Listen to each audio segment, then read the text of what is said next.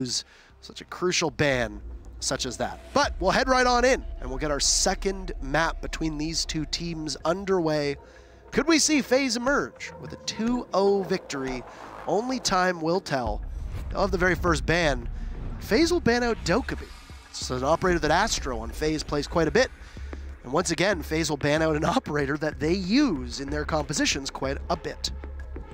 Yeah, so it's interesting to see her gone. We'll see the ban from Nip. Also worth noting, FaZe will again be starting on defense, as they did on Villa. And also worth noting, so a lot of you might be thinking Coastline's one of the less defender-sided maps, and that's technically true, but it is also still a defender-sided map. Every single map is defender-sided in this meta. There you go, Glaz, you predicted it, and it is gone. Again, though, it was Nip to ban out the Glaz. Very curious. Something that they are worried about from the enemy team. And they will also ban Mira, which is an identical ban phase from Nip between their two maps. Now, is this going to be an Echo ban? A Maestro ban, so there you go.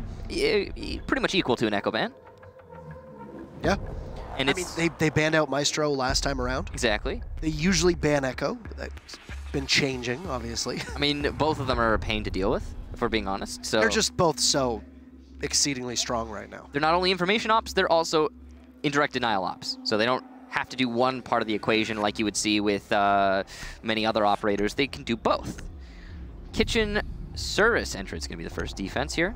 So just worth noting here, this is the second time through the regular season in the qualifiers that FaZe have played on Coastline. They've banned it 8 times through the regular season. That is crazy. They did not want to go to this map through their opportunities to do so. The one time that FaZe did go to Coastline, they lost it. So not a great record, but it's similar to their Villa record. The one time FaZe played on Villa prior to the match that we have here today, they did win it, so there's one difference. But they also banned Villa 8 times through that regular season. On the Ninjas and Pyjamas side, 4 bans here for Coastline through the regular season and the qualifiers to the Invitational, and it's a 1-1-2 scoreline. So not great for Ninjas and Pyjamas, those 2 being the losses and 1 win and 1 draw.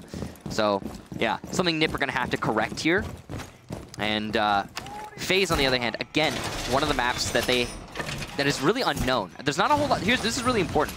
There aren't too many VODs, I would assume, on the FaZe side of things on Coastline because of how few times they've played this map. At least in the, again, regular season and qualifiers. Attackers recovered the diffuser. So we'll start downstairs on Kitchen. There's been a bit of an ebb and flow with the site rotation on Coastline. This distinction was worth noting about the double bars being one of the most favorable sites to the defenders. Well, I believe it still has that distinction, but I think Kitchen's gotten pretty close. I think Hookah actually might be in second place overall. So, with Ninjas and Pyjamas starting on attack, the second map in a row. FaZe will defend first, and of course on Coastline, even though, as you mentioned, we are in a very defender-sided state of affairs, with the defense winning 55 to 45% in every given matchup, rather. Yeah, for this one, it's going to be 54%, 54.2 leading into this match. So a pretty stacked defense for sure for everybody. That is technically even, all things considered. But FaZe getting to start defense on both of these maps now, that's a little bit of an edge, and something worth keeping in mind. Now, FaZe are well established on a roam. They've got people very far from the actual site, and Ninjas and Pyjamas look to want to clear that. They have a lot of soft destruction, which they can use vertical control because of that. And the thing with the way that FaZe have set up this defense is they've anchored down 2 of those walls inside of the Master over towards Circle Couch, and Yuna using his Yokai drones and then pops up and takes out Psycho. I'll leave Kamikaze in a heads-up fight against Astro. And the Vigil, unspotted by a drone, but certainly spotted through the reticle of that gun. That's an easy cleanup for Kamikaze. Here's the bigger issue for FaZe. Yuna is completely alone upstairs. He's going to rotate hole inside a VIP. Might be able to net a kill onto the Habano. Oh, take a seat, Julio. And he'll be pounced upon by Pino, and Yuna will get 2 kills before being dealt with the menace that was playing upstairs. It's taken 2 minutes for Ninjas and Pyjamas to be able to capture that second floor control. They've got it now, and they'll need to transition towards the site below. At what cost, though, Parker? I mean, they lost the buck. And even if they have top 4 control now, there's very little soft destruction on Ninjas and Pyjamas' side. So they do have the explosive soft destruction from the Zofia and the Ashe, but it's not going to be enough. Not really. And there's no breach charges on Pino, so it's going to have to be an adjustment here for NiP if they want to take this. One thing that's really important is the Yokai drones will be still active, but not able to disorient you. So they're going to call out information, but they won't be able to impede your progress into the site. That's going to be great for everybody on NiP. They could just take fights and not have that straight-up disadvantage. Map is on a deep roam from Blue Bar, and he could potentially get an awesome flank. Wag's just going to vault in through the kitchen window. Wag's still behind it. He has the diffuser down, actually, in the main entrance to kitchen. He also down Wag. Kamikaze now the last attacker, and he's trying his best to get Mav, but he doesn't have time. Mav will very wisely just wait out the round. A beautiful round from Mav there, specifically to clutch it. He managed to down the diffuser just inside of kitchen entrance, and then after that, held onto it as he came in through the office at the south side of the building. That was a beautiful play. Now, I really liked the way that FaZe put so many bodies upstairs and wasted as much time as they did, but I gotta wonder what would happen if you put the Echo downstairs. That's a bigger question for me, because you had Yuna get 2 big kills, but you had no plant denial. You didn't have a ton of information on site either. He's gonna 6-pick it, guys. 100%. He's gonna 6-pick it. Cameraman's just being hilarious with his 6-pick. Also, just wanted to let everybody know that we could hear it here. As there was a Valkyrie to give information in that first round, she'll give information again in the second round, as Cameraman will go with one of the most powerful defender operators that we find for the time being, at least in Valkyrie, one of the most banned too. That after a 6-2 lead from Reciprocity, the Aussies have tied it up 6-6 and will send their match to overtime. I feel like I could hear Magnet all the way over here before we got that call that they had tied it. Yeah, I mean that's difficult to manage and very impressively done. Now, one thing that's really curious to me is we've got a Valkyrie on the board, but notice who we're lacking? It's the IQ. He's just going to be playing on that Ashe, and we talked about Ashe being incredibly relevant in the meta recently. But IQ on Coastline, I mean, it's a pretty obvious pick, and one that we often see, because this is one of those maps where if the Valkyrie cams are outside, they can be so powerful, and there's a couple of those. This is certainly one of them. So definitely something that NiP are going to be missing out on. They have a Twitch, so that's their most counter electronics. No IQ, no Thatcher. This is an interesting setup here from NiP. Pino's going to show everybody and their mother how to get onto the tarps on top of Coastline. And yes, it is still doable. Clip that? Somebody clip that for me, please. I need to see how to do that. And yeah, you can imagine that there are going to be a lot of people getting on the tarps on Coastline in ranked from here on out. Look forward to that, everyone. There you go. Coastline is very interesting, because you see a couple things. Number one, on Ninjas and Pyjamas lineup, Twitch is not a staple operator on this map, neither is Hibana. Typically, you can see Zofia, you can see Ashe, but as you noted, IQ is a great pick here. You see an awful lot of Capitao here. Must have fallen. You can Capitao? Capitao, Michael. Yes? Don't you ever interrupt me. I'm sorry.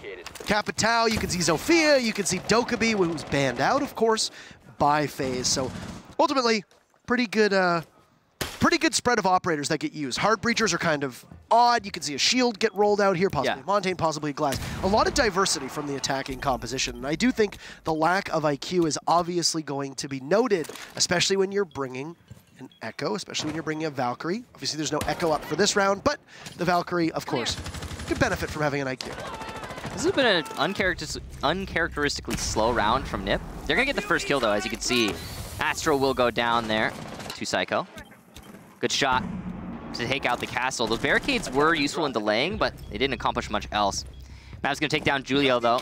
So here we go, a fight back. Mav has been just such a powerful figure for FaZe throughout both of these maps so far, and he's going to continue to do so in the second round here of Coastline. He's got a good position. Controlling 90 is going to allow him to isolate the flanks pretty much single-handedly.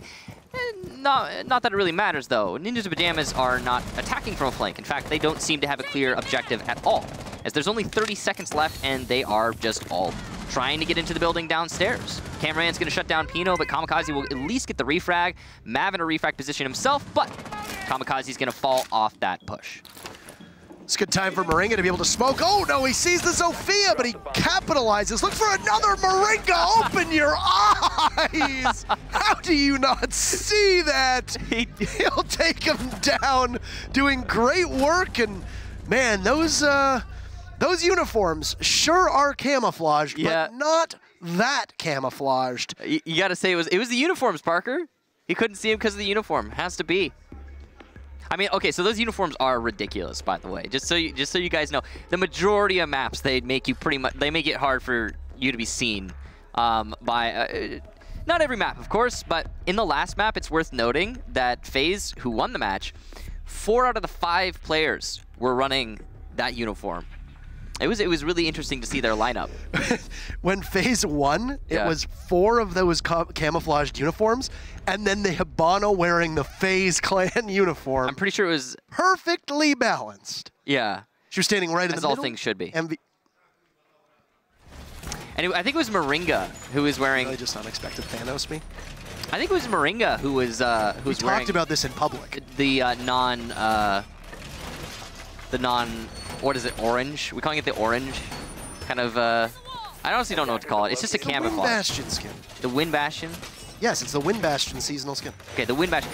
We had the same thing. Here's the thing. We had the same exact problem with the Season 1 skin on Yacht. When you play on Yacht and you would have the Season 1 skin, I mean, you blended right in. You were pretty much invisible. And it's been, it's always been a thing. Is because, hey, the skin that comes out with the season is almost always a camouflage to the map it comes out with. Not always, not exclusively, but we often see that happen. And here you go, yeah, the Wind Bastion one. Now, Caveira might seem a little odd to people at this level of play because she doesn't really see a whole ton of usage. But Astro has run her a multitude of times, and we've seen her used before on Coastline as well. Here's the bigger issue, though, with running a Cav on Coastline.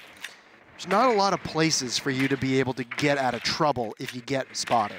Yeah, and this is a long angle map. If we're talking about long angle maps and ones you would rather have an ACOG, this is one of them. I have no idea what Moringa's trying to do there, but he's actually going to be salvaged, it looks like, by his teammate. Mav going for a wide peek, trying to save his teammate, but he's going to eat a lot of damage. You could see FaZe are invested, though.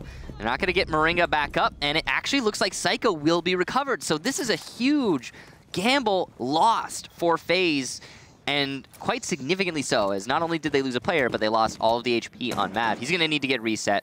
Probably will be done by Cav. It doesn't really matter who does it, but yeah, reset is inbound. So, fun fact, with Rook Armor, you can reset anybody as long as you don't shoot him in the head.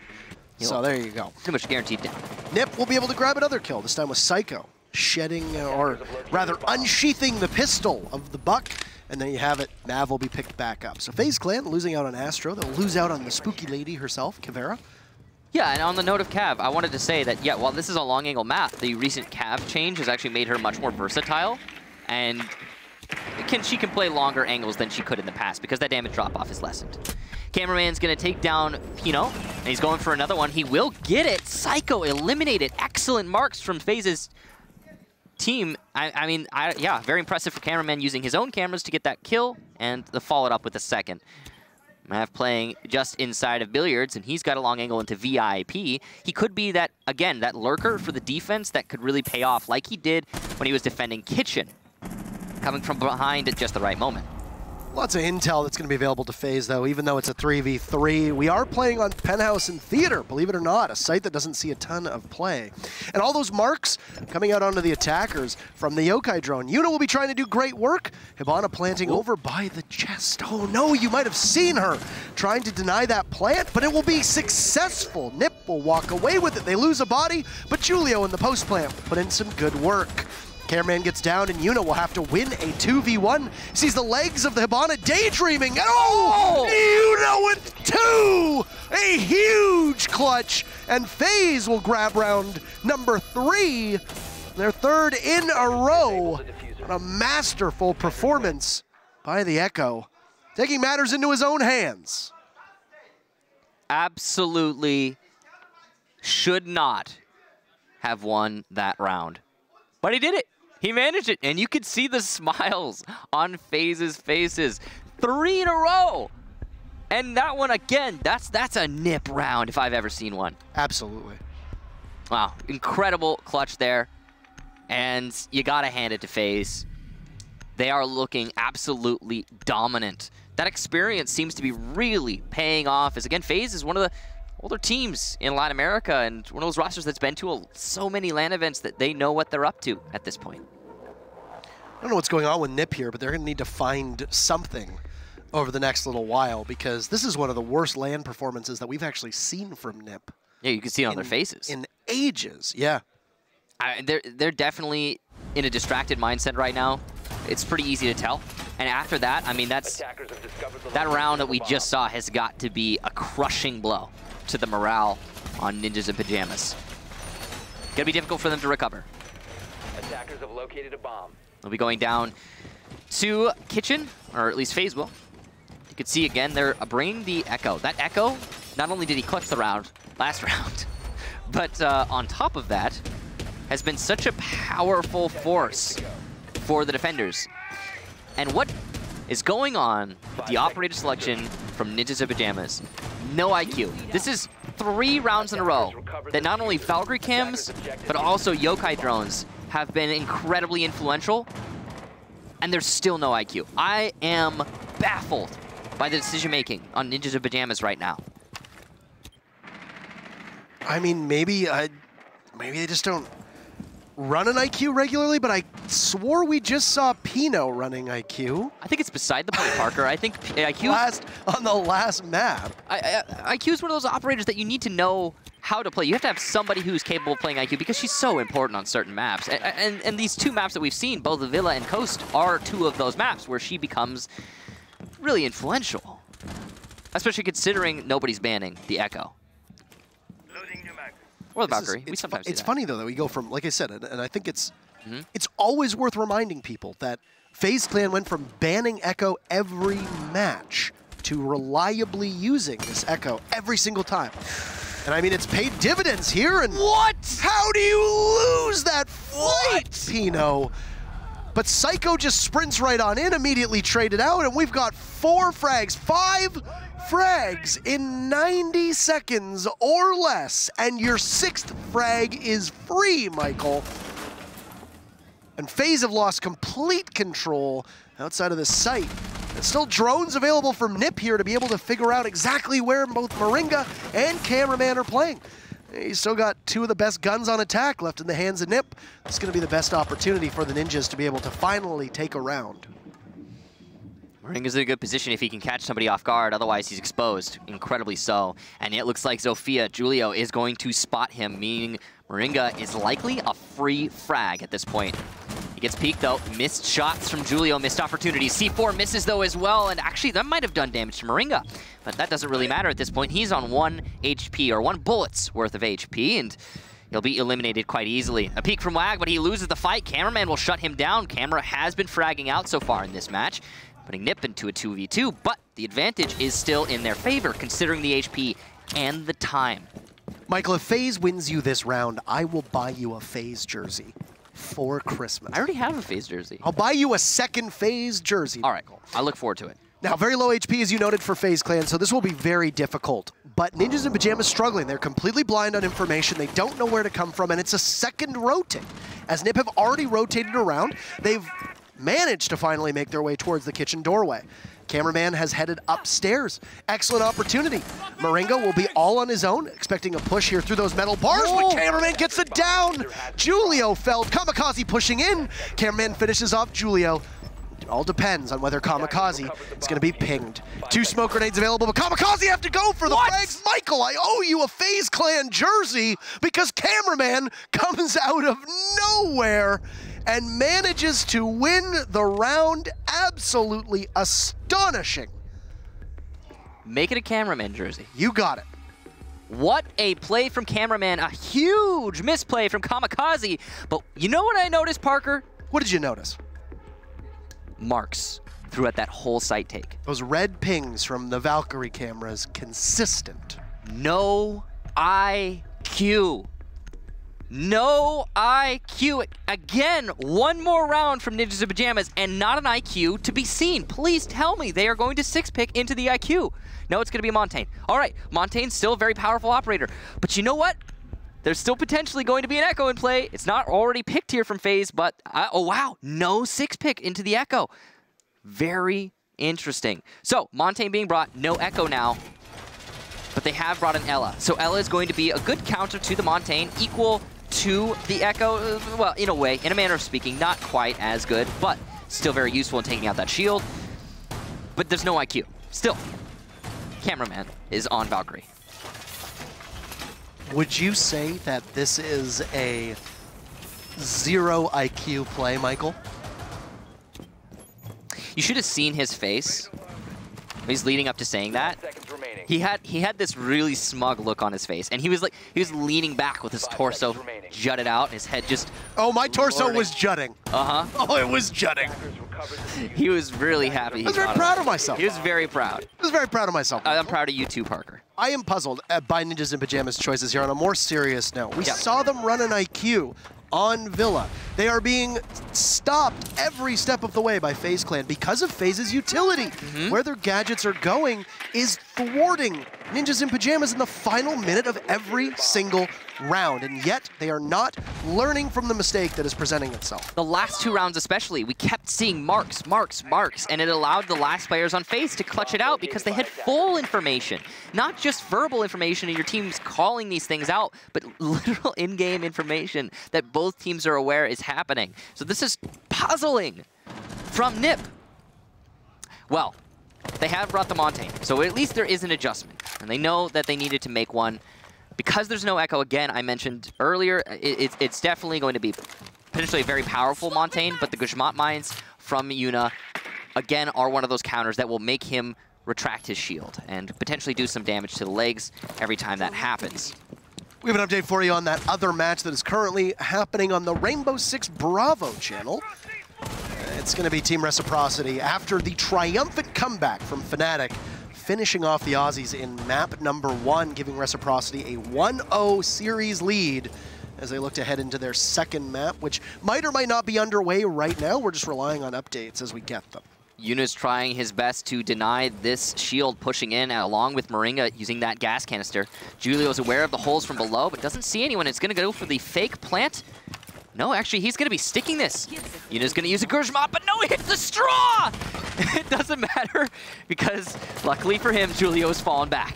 Pino takes out cameraman. Mav will refrag onto Wag, who seemed to be repelling on Big Window. Just going to wait patiently for the time being, and you can see no diffuser going down as well, as Julio's just going to buy as much time as is humanly possible. Still got Pino covering over all the way towards Pink, but Pino can't land the shots. You hear the telltale signs that diffuser going down. Yuna tosses out the Guzmat, and Julio does get felled by Moringa. So the smoke grenade going so well with Astro there to take out Pino off the window. It's only Psycho and Kamikaze left. Psycho will start to try and pull this back in NiP's favor as he manages to down and get a finish as well. Kamikaze sprints on in, but he's going to lose that fight. The Scorpion working as intended, shredding through the targets at such close range. The ACOG of Mav having a little bit easier job, even though lost the 3 damage. Still able to light up the body. And Michael, it's 5-0 for FaZe, and you can see NiP is just overjoyed. Yeah, NiP are in a really tricky spot right now. And as you said, you can really see it on their faces. They are not in a good place mentally. It's pretty obvious.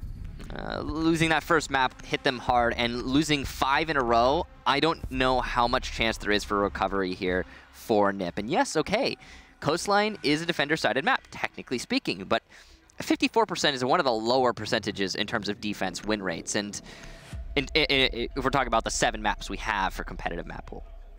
Now, it's actually something NiP that probably couldn't have known, but the Ella Guzmat hit the straw. And there was an opportunity there for a moment for the Montaigne to plant because there was no gas cannon. And that's not good for NiP, as they are just inches away from match point. Tagging on to the double bar here. Already with a man advantage again, FaZe are gotta be, I mean, they gotta be sitting pretty right now. extremely comfortable, I'm sure. This is a nice angle to be played. This is where I believe the Zofia was taken out, if I'm not mistaken. Could be wrong about that. Moringa's looking for a fight, though, and he's going to find it, but he will lose it. Gets absolutely obliterated. Yeah. Good read by Nip there, and they had 2 guns trained at him. But it's going to be a run out from Mav, takes a gamble. He's protected enough to be able to get back into the office. Hit Yuna there also, possibly cover. Keep in mind the double bars downstairs will require quite a bit of control from above. And if you neglect that, you do so at your own peril. Still no IQ on the board for Ninjas in Pyjamas. They will finish this run through on attack without using the German operator at all. It's a good opportunity for a run out, but Astro is back inside, thinks otherwise. And now, here you go. The Legion's gonna vault right out, and he's gonna give him the old Assassin's Creed. As Yuna also takes out Wog, and it puts us with FaZe once again in the lead. Nip are just falling apart right now. Incredible plays there and runouts from FaZe, but Julio is going to bring her back to a 2-on-2, so nice and even here as Astro goes down. Pino's in a great spot, but he won't capitalize, and Yuno with a double! What a hold on the Sunrise bar! Absolutely beautiful, pivoting from one angle to another, and luckily, because it was the last 2 kills, we get to see a beautiful play again. And FaZe now 6-0 on Coastline. This is a point where you are just mentally in free fall. Oh, yeah. And you don't recover. You don't.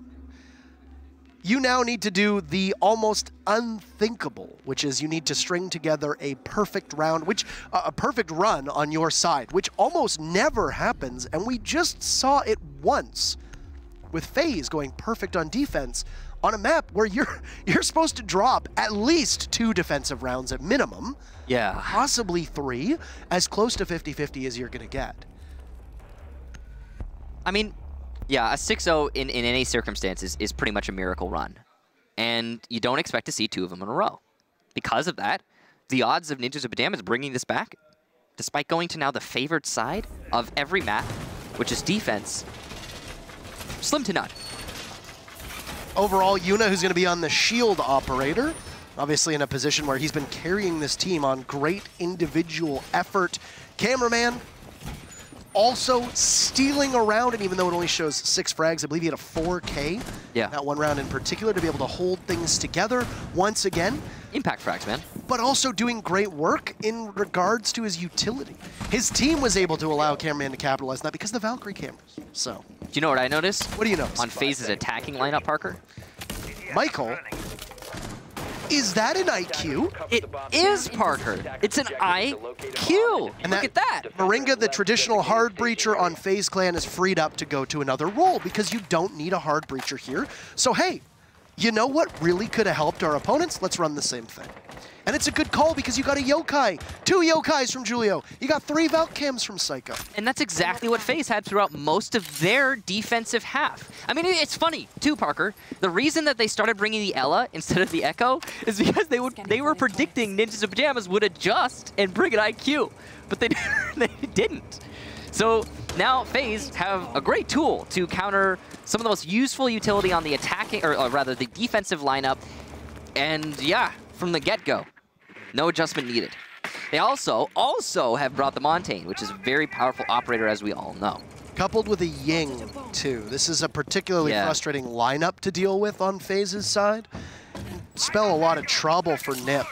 As long as those ADSs can be cleared out, the Kamikaze is set down on Nip's side, which is likely where Moringa's IQ is going to come in so handy. You can allow the smoke grenades, the disruption from Astro's Zofia, and then the Candelas from Cameraman's Ying to completely paralyze and just destroy the entire site defense. It's also worth noting that because Coastline is such a shallow map, you can tell where those ADSs are using the IQ from outside. You don't even need to clear underneath. In Villa, you're going to clear underneath, you're going to start shooting from below. At least on this map, you can call where the ADSs are, and your Ying can coordinate with you to make sure he doesn't waste any Candelas. Yes, indeed. It's one thing that Coastline shares in common with Tinder is just how shallow it is. Kamikaze gets the leadoff kill there onto Mav, absolutely gunning him down. And you'll take out the Buck, soft destruction, and the set of frag grenades. Astro runs right into Psycho. That's an easy pickup for Nip to set themselves up. A big 2-operator lead. Well, FaZe are just losing their fights right now, but we've got some really good positioning from FaZe overall, and a drone inside of Projector potentially still alive. Probably calling out quite a lot of information. Moringa is fixated on Kamikaze, and rightfully so. That Jaeger very lit up in a treacherous position. See the Doc's not healing. It's very likely either because he doesn't have the angle or because he's aware that Kamikaze is going to be basically a free kill at this point. Moringa misses out on a kill, and what a shot! Wag goes down. An excellent flick there from Moringa. A fight he should not have won.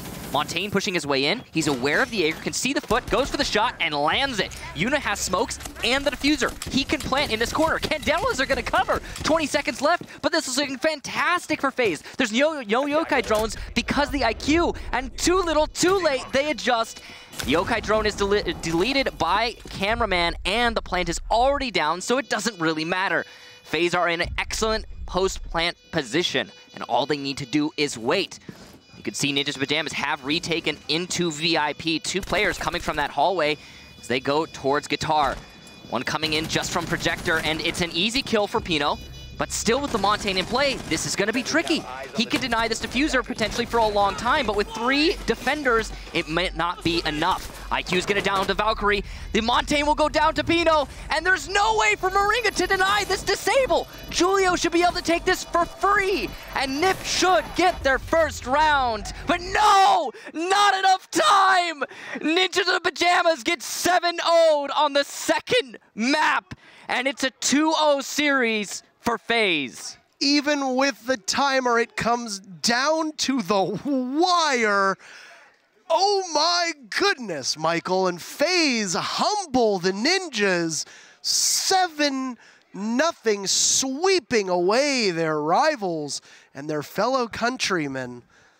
What a masterful performance. And it's a quick day for FaZe Clan today. That last round, by the way, was exactly what we needed to see from Nip throughout their entire first half on attack. They brought the Candelas, Montaigne, and IQ, all of what you need